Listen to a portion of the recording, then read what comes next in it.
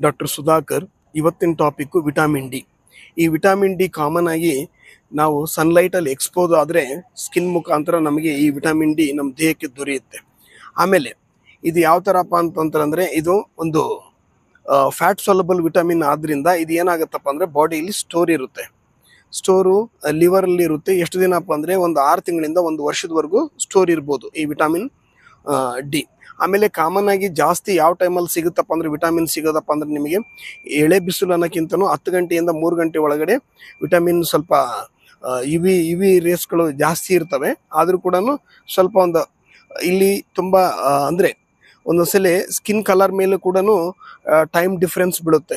ಒಂದು ಸ್ವಲ್ಪ ಬ್ಲಾಕ್ ಇದ್ದು ಆ ಥರ ಇತ್ತಪ್ಪ ಅಂದರೆ ಅವರಿಗೆ ಸ್ವಲ್ಪ ಹೆಚ್ಚು ಒಂದು ಅರ್ಧ ಗಂಟೆಗಿಂತ ಹೆಚ್ಚು ಅವರು ಸನ್ಗೆ ಎಕ್ಸ್ಪೋಸ್ ಆಗಬೇಕು. ಇಲ್ಲ ಸ್ವಲ್ಪ ವೈಟ್ ಸ್ಕಿನ್ ಇತ್ತಪ್ಪ ಅಂದರೆ ಅವರು ಸ್ವಲ್ಪ 15 ನಿಮಿಷದಿಂದ 20 ನಿಮಿಷ ಆದರೂ ಕೂಡ ಅವರಿಗೆ ಒಂದಿನದ್ದು ಏನು ಬೇಕಾಗುತ್ತೆ ಅದು ಬಂದುಬಿಡುತ್ತೆ.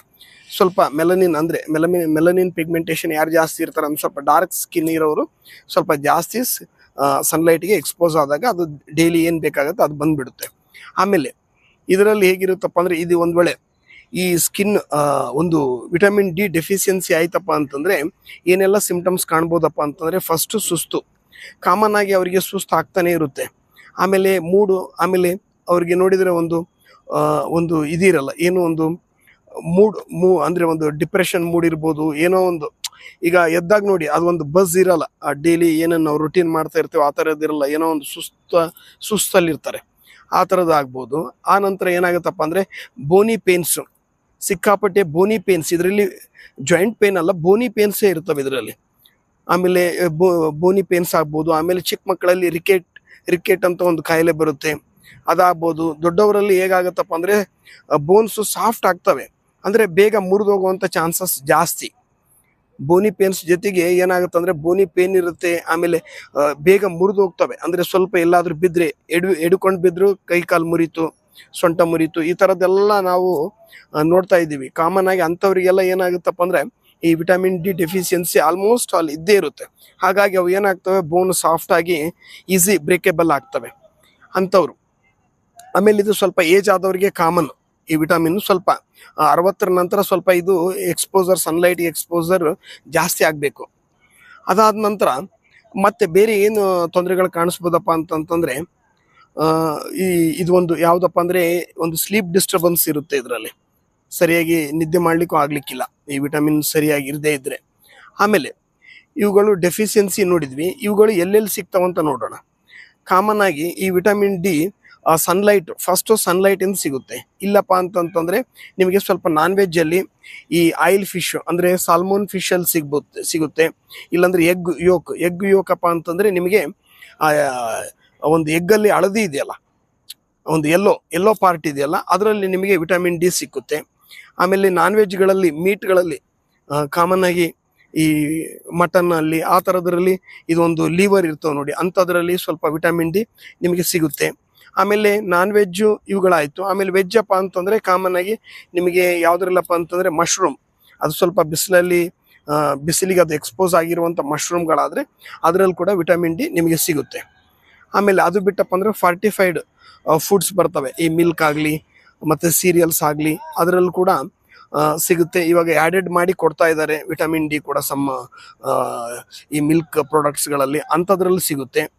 ಹಾಗಾಗಿ ಒಂದು ವೇಳೆ ಯಾರಿಗೆ ಡೆಫಿಸಿಟ್ ಇರುತ್ತಲ್ಲ ಅವರು ಏನು ಮಾಡ್ಬೋದು ಅಂದರೆ ಟೆಸ್ಟ್ ಮಾಡ್ಕೋಬೇಕಾಗತ್ತೆ ವಿಟಮಿನ್ ಸಿ. ಅಂದರೆ ಈ ಸಿಂಪ್ಟಮ್ಸ್ ಇತ್ತಪ್ಪ ಅಂದರೆ ಯಾವುದು, ಬೋನಿ ಪೇನ್ ಆಗಿರ್ಬೋದು, ಸುಸ್ತಾಗಿರ್ಬೋದು, ಕಾಮನ್ ಆಗಿ ಕೋಲ್ಡು ಆ ಥರ ಆಗ್ತಾ ಇರ್ಬೋದು, ಇಲ್ಲಾಂದರೆ ಯಾವಾಗಲೂ ಒಂದು ಸುಸ್ತು ಮೂಡಲ್ಲಿರ್ಬೋದು, ಆಮೇಲೆ ಸುಮ್ಮನೆ ಜಾಯಿಂಟ್ಸ್ ಪೇನ್ಸ್ ಇರ್ಬೋದು. ಈ ಥರದ್ದೆಲ್ಲ ಇತ್ತಪ್ಪ ಅಂದರೆ ನೀವು ವಿಟಮಿನ್ ಡಿನ ಇದು ಏನು ಮಾಡಬೇಕಾಗತ್ತಪ್ಪ ಅಂತಂದರೆ ಅದನ್ನು ಪರೀಕ್ಷೆ ಮಾಡ್ಕೋಬೇಕಾಗತ್ತೆ.